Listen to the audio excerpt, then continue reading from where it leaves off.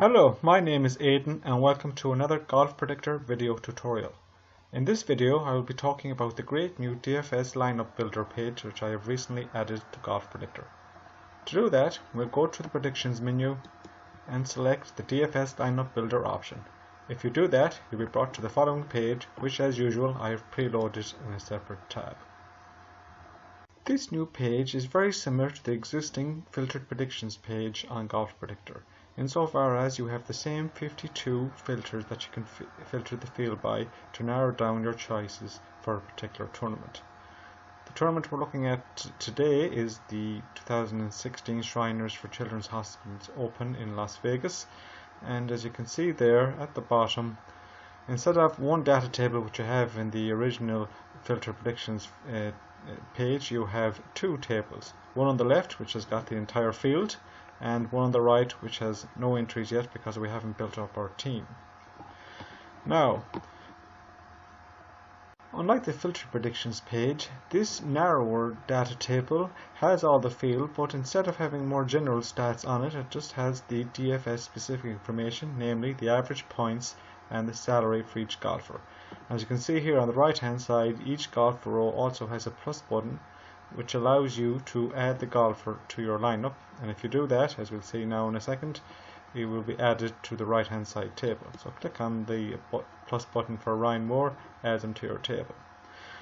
You see above the table, as you build up your team, the available salary or the salary cap will be updated, as will the number of spots left in your team. And you also have a link there for exporting your team to DraftKings, which I will discuss in due course.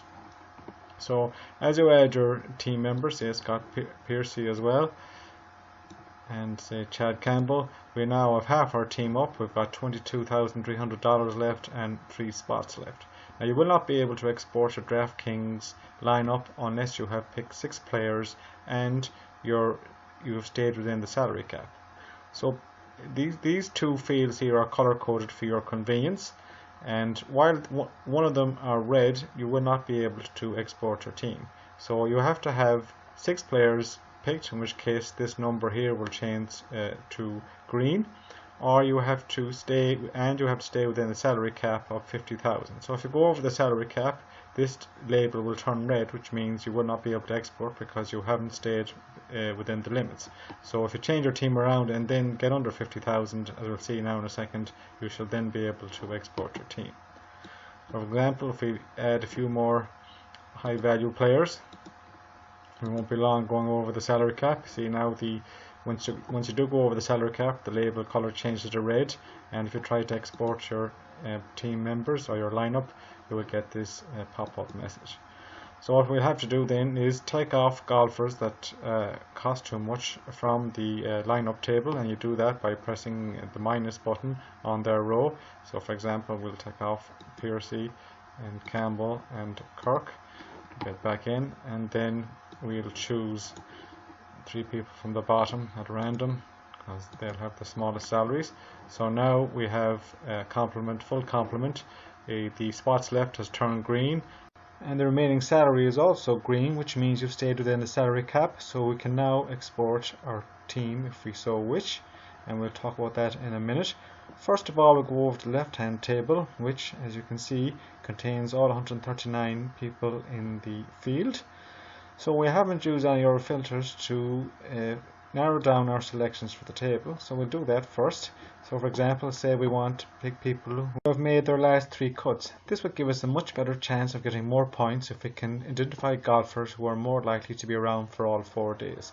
So for example, we'll put 3 in the lower box, so that will pick golfers who have made their last 3 cuts, and if we press the filter button,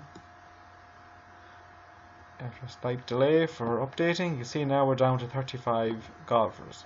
So we'll go down to the lower level again and see people who can we replace here on our team to make our chances greater of getting a good score this week on DraftKings.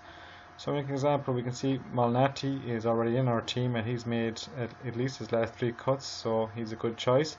But we can see that we might be better off swapping Matt Every for someone like Craig Chalmers or John Kern. So we can do that simply by clicking the minus button on the person we want to get rid of, and then pressing, say, the plus button on Greg Chalmers, and then just to make sure that your salary cap is still okay. We see we're green, which is good. So this means that we are now ready to export our team. Now, as I mentioned before, there are 52 different filters on this page that you can use at your own leisure to pick out which golfers in the field match those statistics and therefore build your best possible team. Now, when you're happy that you've picked the 6 players you want, so we're going with these 6 here, from Ryan Moore as our top choice down to Craig Chalmers and Peter Malnati at the lower end, we're ready to export our team into a DraftKings compatible CSV file, or text file if you like. So to do that, we just press this link here, and it will offer you the choice of either opening the file or saving it. If you pick save, it will save it to your downloads folder if you're using Firefox at any rate, and it will give it the file name that you see there, which is a mixture of the GP season, the week number, and the name of the tournament. If the name is long, as is the case this week, it will truncate the name. So we'll press OK to save it, and if you do that, the file will be stored in your downloads folder as I said. So to look at that, we'll go to downloads, and there's the file there. So if we click on that, right click on it and open it in a text file, you will see it like so, where it just has 2 rows with data and 2 blank rows underneath. The first row has to have 6 G's, each separated by a comma. The second row has to have the 6 golfer IDs for that particular tournament on DraftKings, and the last 2 rows must be blank. Don't ask me why, but you won't upload to DraftKings unless there's 2 blank lines at the end. So please be very careful if you're looking at these files that you've exported from Golf Predictor for uploading to DraftKings. You may edit the player numbers if there's been an error, but do not mess with the layout or it might not upload to DraftKings. So that's something to be aware of. Now, if you look at the same file in Excel, which is the default on my computer for opening CSV files, you will see the same information again. The first row with the G's in it, second row with player IDs. But the problem with looking at the CSV file in Excel is that it isn't particularly obvious that there are 2 blank lines underneath. So it'll be very easy to remove these by accident if you saved this kind of file in Excel. So please be very careful. So that's what the exported file looks like when you export it from Golf Predictor. Okay, so what do you do with it now that it's been exported? Well, the next step is to put it into DraftKings, and you do that by going to their site. I've already opened on another tab. So this is the DraftKings lobby. To upload the file to DraftKings that you've just created on Golf Predictor, click the lineups option. Then click upload lineups. On the left you pick the sport, which would be PGA in our case, but since this is Saturday when I'm recording this, there are no PGA options. They're only available from Monday to Thursday morning approximately, depending on when the tournament starts. On the right hand side, just click this button and find the file that we've just exported from Golf Predictor, and DraftKings will then upload it and display it in a nice panel. Now, it's very important at this stage that you check each of the 6 golfers in your lineup to make sure that they're the correct 6 that you picked on Golf Predictor. There is a slim chance that there would be a problem with finding the IDs for the golfer in any given week. So just make sure that you check your lineup when it's imported into DraftKings. So all you have to do really is export using the link from Golf Predictor and import using this button in DraftKings, and voila, you have your lineup.